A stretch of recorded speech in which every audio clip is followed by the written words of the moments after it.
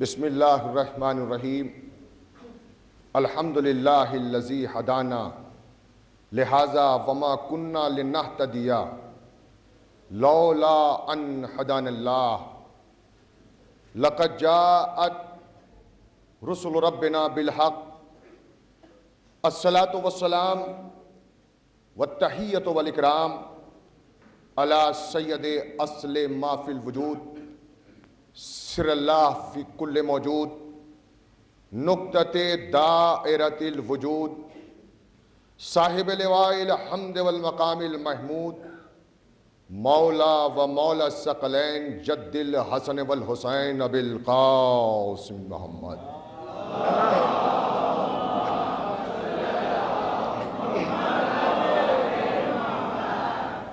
ثم الصلاة على وليه ووصيه وأخيه وأمينه وخليفته بلا فصل أشرف الإطرته وناطق الحجته وباب الحكمته فاتح خیبر زوج بطول امیر المومنین امام المتقین امام المشارق والمغارب غالب کل غالب علی ابن ابی طالب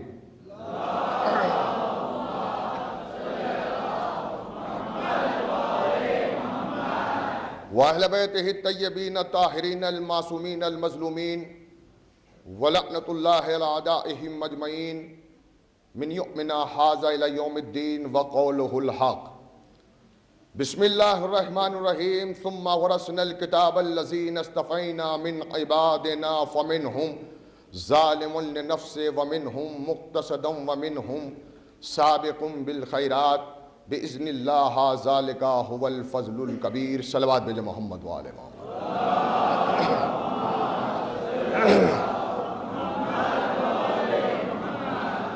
ارشاد خداوند عالم ہو رہا ہے ثُمَّ وَرَثْنَا الْكِتَابَ الَّذِينَ اصْطَفَيْنَا مِنْ عِبَادِنَا، ہم نے اس کتاب کا وارث بنایا اور ہم اپنی اس کتاب کا وارث ظالم اور جابر کو نہیں بناتے بلکہ سابق بالخیرات کو بناتے ہیں۔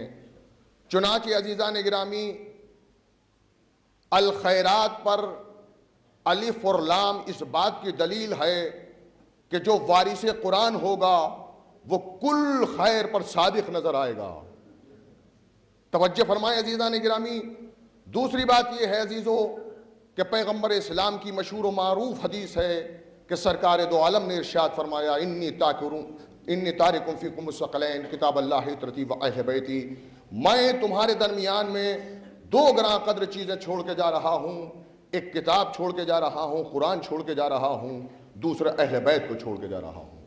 تو ایک ہے قرآن، دوسرے ہیں وارثان قرآن، وارث قرآن۔ عزیزان گرامی آپ ملاحظہ فرمائیں اور توجہ فرمائیں کہ ہر نبی جب اس دنیا میں آیا تو معجزہ لے کر آیا، اور تاریخ اس بات کی گواہ ہے کہ جو نبی آیا ماحول کے مطابق معجزہ لے کر آیا، جیسا ماحول تھا ویسا معجزہ لے کر آیا، جیسا وقت تھا ویسا معجزہ لے کر آیا۔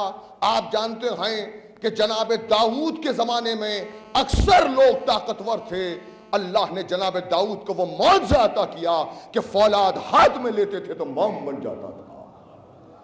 جناب یوسف کے زمانے میں اکثر لوگ حسین تھے، خوبصورت تھے، اللہ نے یوسف کو وہ حسن عطا کیا کہ اس دور کے لیے معجزہ بن گیا۔ جناب عیسیٰ کے زمانے میں اکثر لوگ طبیب تھے، بہترین علاج کیا کرتے تھے، اللہ نے جناب عیسیٰ کو وہ معجزہ عطا کیا کہ آپ ٹھوکر مار کے مردے کو زندہ کر دیا کرتے تھے۔ عزیزان گرامی اسی طرح آپ جانتے ہیں جناب موسیٰ کا عصا معجزہ تھا۔ 1,23,999 انبیاء سب معجزے لے کر آئے۔ سرکار دو عالم کے جو معجزے تھے وہ قلب پیغمبر پر اللہ نے قرآن کو معجزہ بنا کر نازل کیا، جو اس چیلنج کے ساتھ آیا کہ اگر تم کو اس کتاب کی کتاب خدا ہونے میں شک ہے تو آؤ تم سب مل کے قرآن کے کسی ایک چھوٹے سے سورے کا جواب پیش کر دو۔ تو عزیزان گرامی پیغمبر کا معجزہ ہے قرآن مجید، جبکہ بڑے بڑے فصحائے عرب تھے۔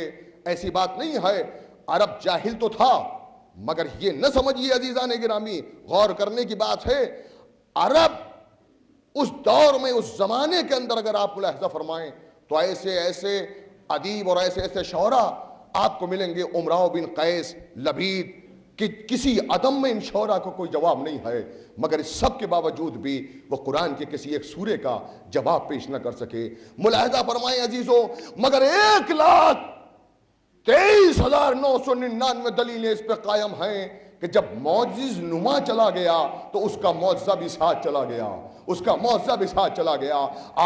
آج جناب نوح کی کشتی موجود نہیں ہے، آج جناب موسیٰ کا عصا موجود نہیں ہے، آج جناب ابراہیم کے لیے جو آگ گلزار بنی تھی وہ موجود نہیں ہے، اس لیے کہ جب معجز نما چلا گیا تو اس کا معجزہ بھی ساتھ چلا گیا۔ مگر عزیزو، قرآن کا آج رسول چلے گئے مگر قرآن آج موجود ہے، تو قرآن کا موجود ہونا اس بات کی دلیل ہے کہ معجز نما آج بھی غیبت کے پردے میں زندہ۔ بھائی صلوات پڑھے محمد و آل محمد پر۔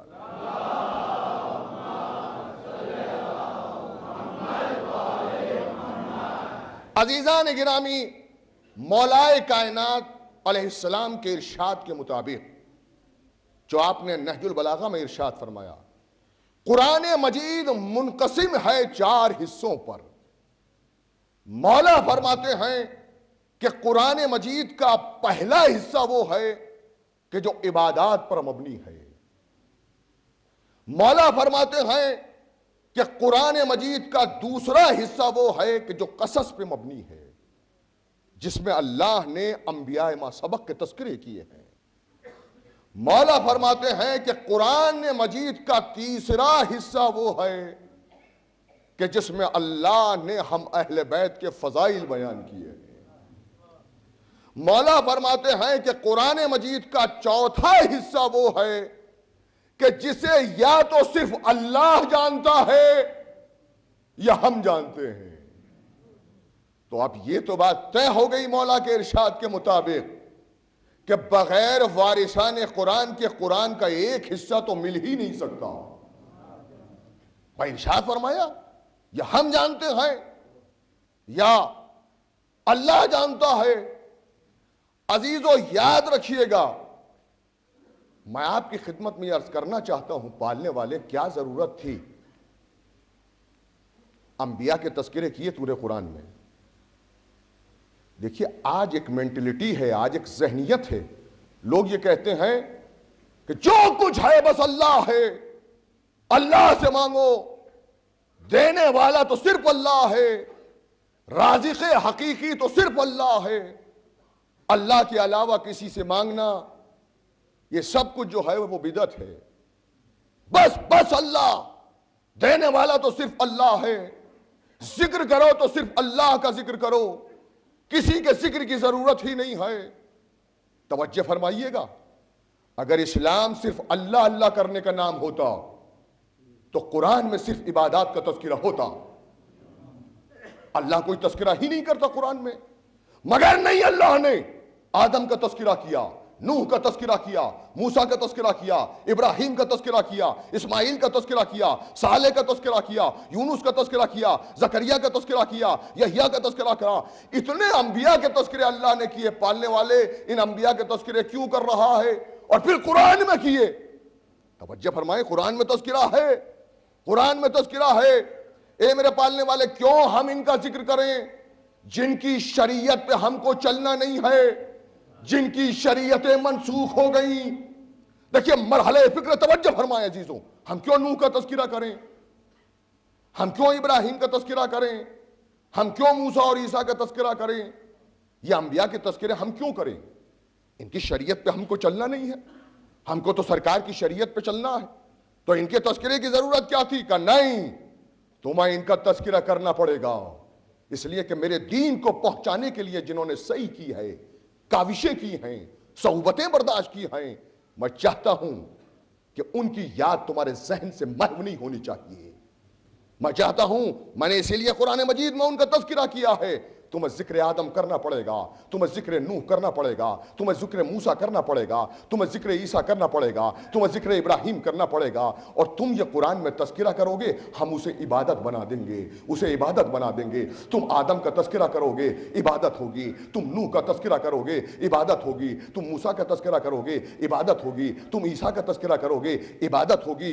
آج میرا تمام مسلمانوں سے یہ سوال ہے کہ مجھے فقط اتنا بتائیں کہ جب آپ قرآن پڑھتے ہیں، نوح کا تذکرہ کرتے ہیں تو کیا عبادت نہیں ہوتی؟ موسیٰ کا تذکرہ کرتے ہیں تو کیا عبادت نہیں ہوتی؟ کہا نہیں، یقیناً عبادت ہے۔ کہا کہ انہوں نے میرے دین کو پہنچایا ہے، دین کو پہنچانے کے لیے صعوبتیں برداشت کی ہیں، لہذا میں یہ چاہتا ہوں کہ ان کی یاد تمہارے ذہن سے محو نہ ہو، تم قرآن میں ان کا تذکرہ کرو گے، قرآن پڑھو گے، ہم اسے عبادت بنا دیں گے، ہم اسے عبادت بنا دیں گے۔ پوری توجہ کے ساتھ میرا یہ جملہ سماعت فرمائیں، اے مسلمانوں اتنا تو سوچو کہ رسول سے پہلے جنہوں نے دین پہنچایا ان کا تذکرہ عبادت ہو جائے، اور رسول کے بعد جنہوں نے دین بچایا۔ مرحلے فکر ہے عزیزان گرامی میں کیا عرض کر رہا ہوں، ان کا تذکرہ کرنا بدعت ہو جائے؟ یہ کیسا اسلام ہے، یہ کیسا اسلام ہے؟ عزیزو، صرف یہ نتیجہ اس بات کا ہے کہ وارثان قرآن سے قرآن نہیں لیا۔ اگر وارثان قرآن سے قرآن لیے ہوتے تو آج یہ ذہنیتیں پیدا نہ ہوئی ہوتی ہیں عزیزان گرامی۔ اچھا، پھر تذکرہ کیا کس کا؟ انبیاء کا۔ یہ میرے پالنے والے، ٹھیک ہے انبیاء کا تذکرہ کیا ہے، انہوں نے تیرے دین کو پہنچانے کے لیے صعوبتیں برداشت کی ہیں، مشکلات کا سامنا کیا ہے، لیکن یہ ابلیس کا تذکرہ، فرعون کا تذکرہ، نمرود کا تذکرہ، شداد کا تذکرہ، ان تذکروں کی ضرورت کیا تھی؟ میرے معبود اپنے قرآن کو پاک رکھ ان کے تذکرے سے، توجہ فرمائیے گا، پاک رکھ، ان کے تذکرے کی ضرورت کیا کرنا؟ نہیں، جنہوں نے دین کو پہنچانے کے لیے صعوبتیں برداشت کی ہیں، میں نے ان کی مدح بھی قرآن میں کی ہے، اور جو نگیٹو شخصیتیں تھیں میں نے ان کی برائی بھی کی ہے۔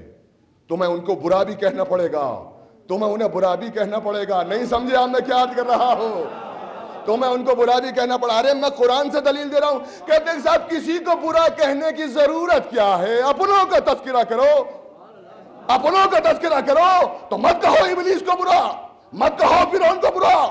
میں توجہ فرمائیے گا، قرآن میں تذکرہ کر کے اللہ نے بتا دیا کہ جو برے تھے ہم نے قرآن میں ذکر کیا ہے، ان کو برا کہنا پڑے گا۔ توجہ فرمائے، صلوات پڑھے محمد والے محمد پر۔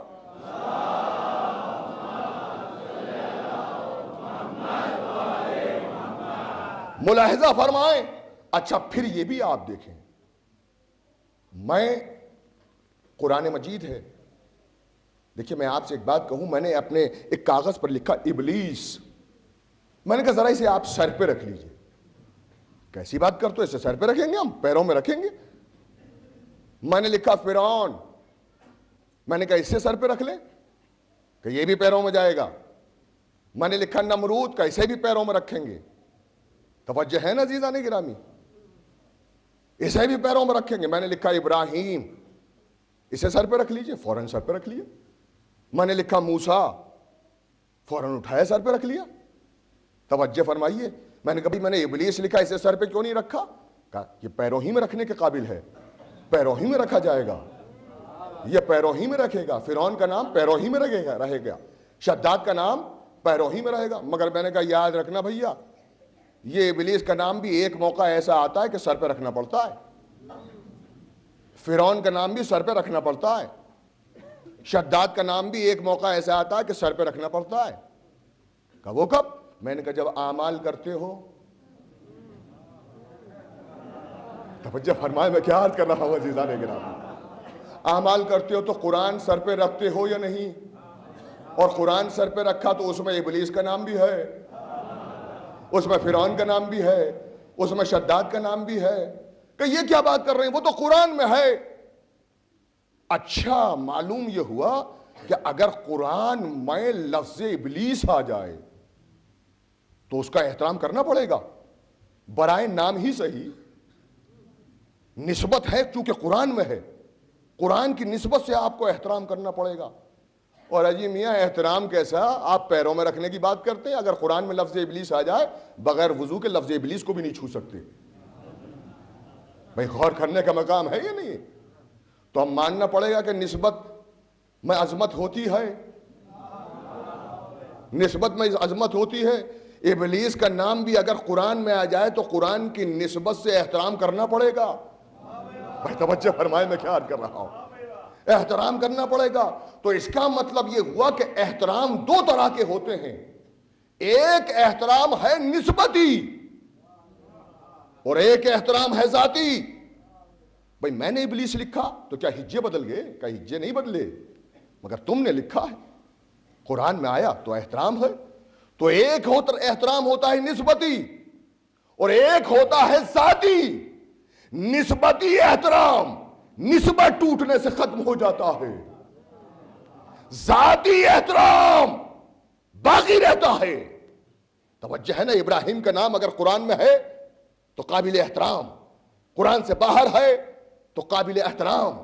تو اب یہ نہ کہیے کہ معاذ اللہ رسول کا جسم گنبد خضرا میں مٹی کے ڈھیر میں تبدیل ہو گیا، اب وہاں سے کچھ نہیں ملتا، وہاں سے کچھ نہ مانگو، دعائیں نہ مانگو، مرادیں نہ مانگو۔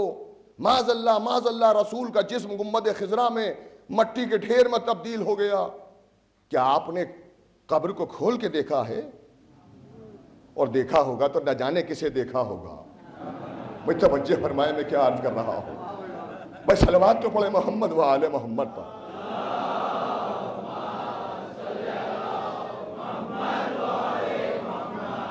اب میں کوئی لمبی چوڑی بحث نہیں کرنا چاہتا اس مسئلے پر، دور نہ جائیے۔ آج سے 60-70 سال پہلے بات ذہن میں رکھیے گا، معاذ اللہ رسول کا جسم گنبد خضرا میں مٹی کے ڈھیر میں تبدیل ہو گیا۔ میں جواب دے رہا ہوں، آج سے تقریباً 60-70 سال پہلے عزیزو، اس وقت کے بادشاہ شاہ فیصل نے خواب دیکھا۔ کیا خواب دیکھا؟ کہ دو صحابی رسول جناب جابر ابن عبداللہ انصاری اور جناب حذیفہ یمانی خواب میں آئے، اور خواب میں آن کے کہا بادشاہ ہماری قبر میں فرات کا پانی آ رہا ہے، لہٰذا ہماری قبروں کو کھول کر میتوں کو نکال کر سلمان فارسی کے روضے کے قریب ان کے پہلو میں مدائن میں دفن کر دیا جائے۔ ایک روز خواب دیکھا، دوسرے روز خواب دیکھا، تیسرے روز خواب دیکھا تو علماء نجف کے پاس پہنچا اور علماء نجف سے پوچھا کہ میں 3 روز سے مسلسل یہ خواب دیکھ رہا ہوں۔ کہ بادشاہ یہ خواب نہیں ہے، بلکہ صحابی رسول کا حکم ہے تمہارے لیے، اس لیے کہ جو خواب تم دیکھ رہے ہو وہی خواب ہم بھی دیکھ رہے ہیں۔ بادشاہ خود پہنچا۔ اب ظاہر سی بات ہے کہ ایسا واقعہ ہو تو ہزاروں کا مجمع تھا کہ دیکھیں 1400 سال کے بعد آج صحابی رسول کی قبر کھولی جا رہی ہے، سب موجود تھے۔ اور دیکھیے ایسا واقعہ ہے یہ کہ آج بھی ہندوستان میں بھی اور بعض عزا خانوں میں آج بھی دونوں صحابیوں کی تصاویر موجود ہیں۔ توجہ ہے نا عزیزان گرامی، قبر کو کھولا گیا۔ اب جو دیکھا تو کیا دیکھا؟ یوں لگا جیسے دونوں صحابی سو رہے ہوں، کفن تک میلا نہیں ہوا، کفن تک میلا نہیں ہوا۔ عزیزان گرامی، میں یہ کہتا ہوں کہ کفن کو تو ختم ہو جانا چاہیے تھا، 1400 سال کے بعد کفن کو تو گل جانا چاہیے تھا، مگر جو خدا جسم کی حفاظت کر رہا تھا وہ کفن کی بھی حفاظت کر رہا تھا، کیونکہ کفن شہید کے جسم سے مس تھا۔ بھائی عزیزو، بڑی اہمیت کہہ دی میں نے آپ کی خدمت میں، تو غور کرو، اگر کفن بھی شہید کے جسم سے مس ہو جائے تو اللہ کفن کی حفاظت کرے، اور اگر ہم جیسے گنہگار حسین کے دامن سے وابستہ ہو جائیں۔ غور فرمائیں عزیزان گرامی، اچھا بات ملاحظہ فرمائیں، بات وہیں آ گئی، غور کیا آپ نے؟ بھائی کون ہے؟ دونوں صحابی خواب میں آئے بادشاہ کے، اور 3 روز تک خواب میں آئے۔ میں کہوں گا اے صحابی رسول، بادشاہ کے خواب میں آنے کی ضرورت کیا تھی؟ جب آپ کی روحانیت کا یہ عالم ہے کہ آپ بادشاہ کے خام میں آ سکتے ہیں تو آپ پانی کو حکم دے دیتے، پانی خود چلا جاتا، مجال ہی نہیں تھی۔ بھائی جب روحانیت اتنی بلند ہے کہ بادشاہ کے خام میں آ سکتے ہو تو خام میں آنے کی ضرورت نہیں تھی، کہہ دیا ہوتا تو پانی چلا گیا ہوتا۔ یہ خواب میں کیوں آئے؟ خام میں کیوں آئے؟ کہا خام میں ہم اس لیے آئے ہیں کہ ہمیں معلوم ہے 1400 سال کے بعد مسلمان یہ کہیں گے کہ گنبد خضرا میں رسول کا جسم مٹی کے ڈھیر میں تبدیل ہو گیا۔ ہم نے خواب میں آ کر بتایا، ارے جب صحابی کا جسم مٹی کے ڈھیر میں تبدیل نہ ہوا تو رسول کا جسم کو مٹی کے ڈھیر میں کیسے تبدیل ہو جائے؟ بھائی صلوات پہ محمد وآل محمد۔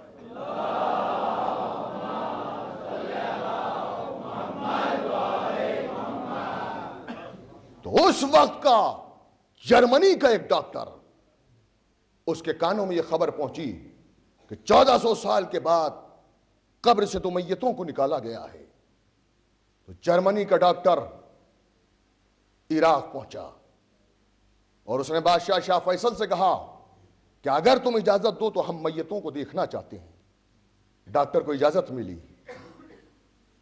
اور اس نے میتوں کو دیکھنا شروع کیا، آنکھوں کو کھولا اور کھولنے کے بعد سر اٹھایا، کہتا مجھے کلمہ پڑھوائیے، مسلمان ہونا چاہتا ہوں۔ کہا تم مسلمان کیوں ہونا چاہتے ہو؟ کہ بات یہ ہے مرنے کے بعد اعضائے جسم میں سب سے پہلے جو اعضائے جسم میں جو متاثر ہوتے ہیں تو آنکھیں متاثر ہوتی ہیں، مگر ان کی آنکھوں سے تو آثار حیات ظاہر ہو رہے ہیں، ان کی آنکھوں سے تو آثار زندگی ظاہر ہو رہے ہیں، یوں لگ رہا ہے جیسے یہ سو رہے ہیں۔ عزیزو پوری توجہ سے میرے یہ جملہ آپ سماعت فرمائیں۔ یہ جابر کون ہے؟ جابر ابن عبداللہ انصاری کون؟ سب سے پہلا زائر قبر حسین کا۔ عزیزو مجھے جواب مل گیا، اگر قبر کی زیارت کرنا بدعت ہوتا تو جابر کی میت پہ عذاب ہوتا۔ توجہ ہے نا میں کیا عرض کر رہا ہوں؟ جسم کی حفاظت نہ ہوتی، اللہ نے جسم کی حفاظت کر کے بتایا قبر کی زیارت کرنا بدعت نہیں ہے، سبب حیات ہے، سبب زندگی ہے۔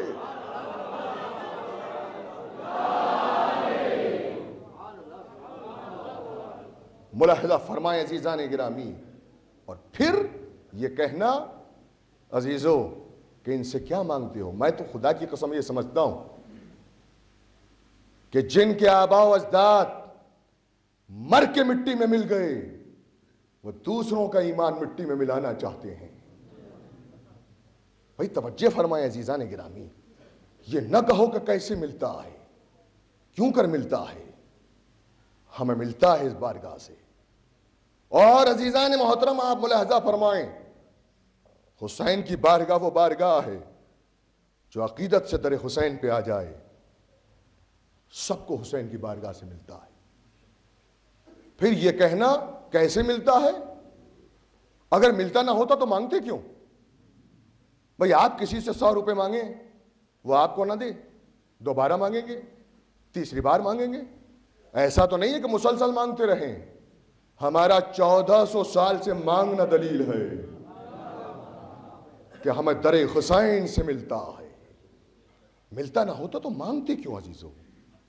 اور خدا کی قسم شعبان کی 3 تاریخ حسین کی ولادت ہوئی، نبی کا دل فرط مسرت سے باغ باغ ہو گیا۔ ام ایمن کے ہاتھوں پہ حسین ہے، رسول آئے، لاؤ میرے حسین کو میرے حوالے کر دو۔ حسین کو ہاتھوں میں لیا، اور تاریخ یہ کہتی ہے کہ ام ایمن نے ایک جملہ کہہ دیا، یا رسول اللہ ابھی آپ کے بچے کو غسل نہیں دیا گیا ہے۔ بس اتنا سننا تھا کہ جبین رسالت پہ شکن آ گئی۔ ام ایمن تیری مجال کیا ہے جو میرے بچے کو غسل دے؟ اللہ نے اسے طیب و طاہر بنا کے بھیجا ہے، اللہ نے اسے پاک و پاکیزہ بنا کے بھیجا ہے۔ ادھر ولادت ہوئی، ادھر اللہ نے فرشتوں سے کہا جاؤ آج زمین پر نبی کا نواسا حسین پیدا ہوا ہے. تہنیت اور مبارکباد کے لیے جاؤ. ملائکہ کا قافلہ چلا در حسین کی طرف.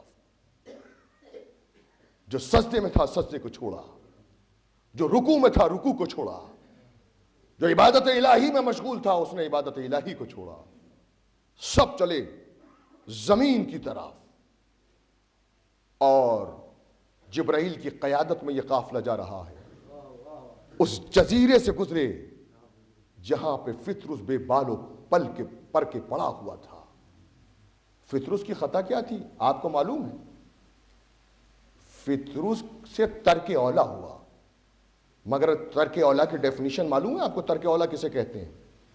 منصب کے اعتبار سے شایان شان کام نہ کرنا. دیکھیے پائلٹ کا کام ہے کہ وہ ہوائی جہاز اڑائے, یہی کام پریسیڈنٹ کرنے لگے, یہ ترک اولا ہے. بس اتنی خطا ہو گئی. اللہ نے کہا عرش عجیب ہے. کہا دیکھوں کتنا عظیم ہے یہ عرش, یہ کائنات ہے کیا؟ اسے تو میں 2 پروازوں میں پوری کائنات کو دیکھ لوں گا. اب جو پرواز شروع کی, پرواز کرتے کرتے تھک گئے. اب جو دیکھا جہاں سے چلا وہیں کھڑا ہے. قدرت نے کہا تیری مجال کیا ہے, تو میری کائنات کو سمجھتا کیا؟ بس یہی خطا ہوئی تھی کہ بالوں پر چھین لیے. بالوں پر کیا تھے؟ نورانی قوتیں.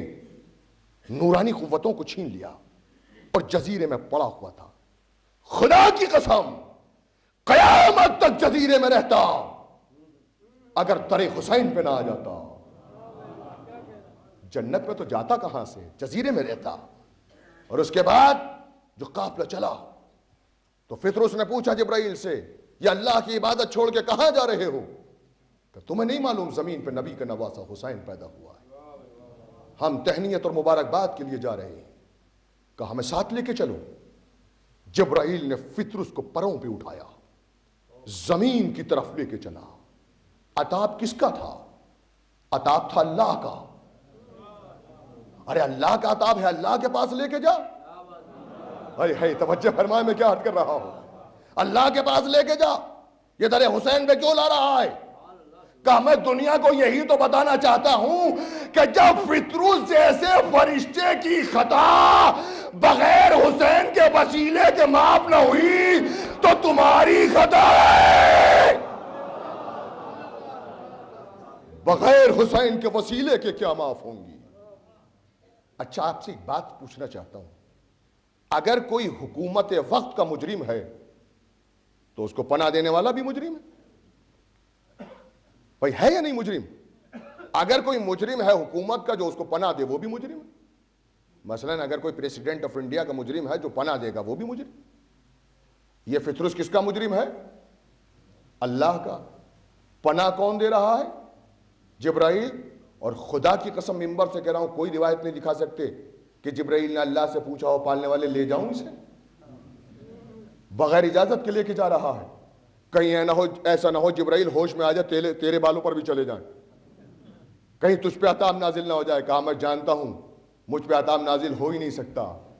اگر فطرس کسی اور در پہ جانے کو کہتا تو بغیر اجازت کے لے کے نہ جاتا, مگر فطرس اس در پہ جانے کے لیے کہہ رہا ہے جس کے لیے خود خدا کہتا وما تشاؤون الا ان یشاء اللہ. ان کی چاہت اللہ کی چاہت ہے, ان کی چاہت اللہ کی چاہت ہے. زمین پہ آئے. تاریخ نے 3 فرشتوں کے نام دیے ہیں, ایک دردائیل, ایک سلسائیل اور تیسرا فطرس. جبریل پہنچے, سرکار یہ فرشتے ہیں, یہ آپ سے بھیک مانگنے آئے ہیں. حضور نے کہا دردائیل اور سلسائیل کو میدان میں رکھو. دردائیل اور سلسائیل کو میدان میں رکھا. کہ لاؤ میرے حسین کو. حسین کو ہاتھوں پہ لیا اور کہا اللہم انی اسألک بحق ابن الحسین. پالنے والے میں تجھ سے مانگتا ہوں اس حسین کے واسطے سے. میں کہوں گا یا رسول اللہ, اللہ اور آپ کے درمیان میں وسیلہ بنانا تو بدعت ہے. کہ بدعت نہیں ہے, میری سنت ہے. میں بھی وسیلہ بنا رہا ہوں, تم بھی انہیں وسیلہ بناؤ. بالوں پر ملے. فطرس نے کہا میرے لیے کیا حکم ہے؟ کہ تم جاؤ اپنے اپنے کو گہوارے حسین سے مس کر دو. فطرس گھسٹتا ہوا چلا, گہوارے کے قریب آیا, اپنے پورے جسم کو گہوارے سے ملنا شروع کیا. تم چومنے کو منع کرتے ہو, وہ پورا جسم مل رہا ہے, اور سارے فرشتے دیکھ رہے ہیں کہ جو جسم مل رہا ہے اس کے بالوں پر نکل رہے ہیں, بالوں پر نکل رہے ہیں.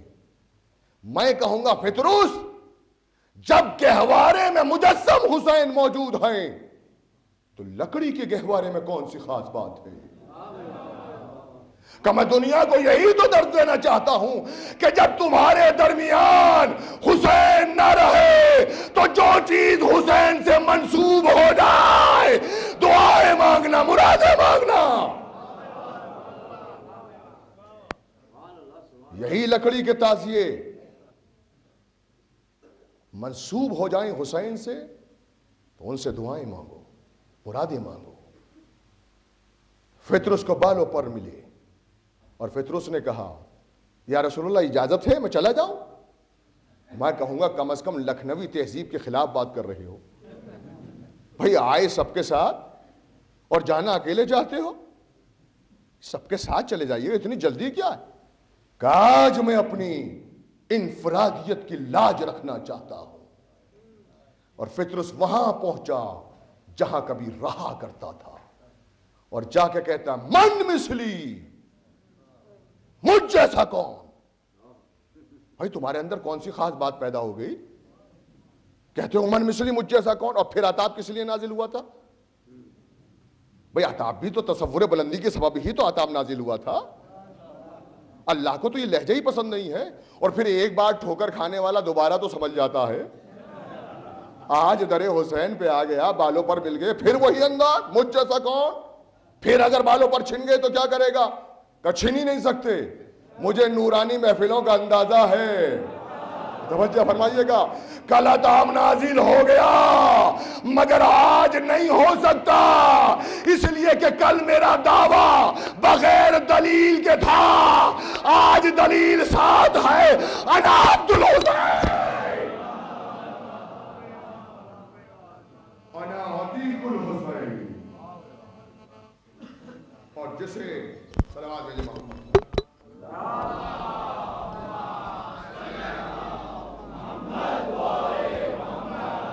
اور جسے حسین کا سہارا مل جائے اس پہ عطاب کیسا, اس پہ عطاب کیسا؟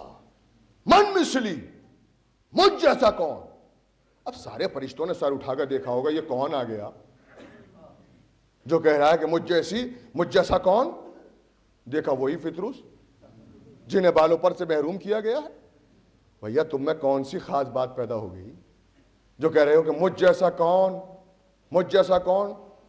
کہ انا عبد الحسین, انا عتیق الحسین, میں حسین کا بندہ ہوں, میں حسین کا آزاد کیا ہوا ہوں. یہی تو کہا نا, میں حسین کا بندہ ہوں, میں حسین کا آزاد کیا ہوا ہوں. بھائی میرا یہ جملہ ضائع نہ ہو جائے, بڑی توجہ سے سنیے گا. آج دنیا ہم سے یہ کہتی ہے کہ بھائی یہ شیعوں کو کیا ہو گیا ہے, یہ مسجد میں جاتے ہیں تو حسین حسین کرتے ہیں, عطا خانوں میں جاتے ہیں تو حسین حسین کرتے ہیں. بھیا اتنا تو خیال رکھا کرو, مسجد اللہ کا گھر ہے, مسجد میں تو اللہ اللہ کرو, اور مسجد میں بھی گئے تو حسین حسین, عطا خانوں میں بھی گئے تو حسین حسین. بھائی مسجد میں اللہ اللہ کرو, یہ تو مسجد میں بھی اللہ اللہ کرتے, مسجد میں بھی حسین حسین کرتے ہیں, یہ تو عطا خانوں میں بھی حسین حسین کرتے ہیں. میں نے کہا اگر فتویٰ دینا ہے تو فطرس کو جا کے فتویٰ دو, جہاں سارے فرشتے اللہ اللہ کر رہے ہیں وہاں فطرس جا کر حسین حسین کر رہا. برحال فکر ہے عزیزان کرام.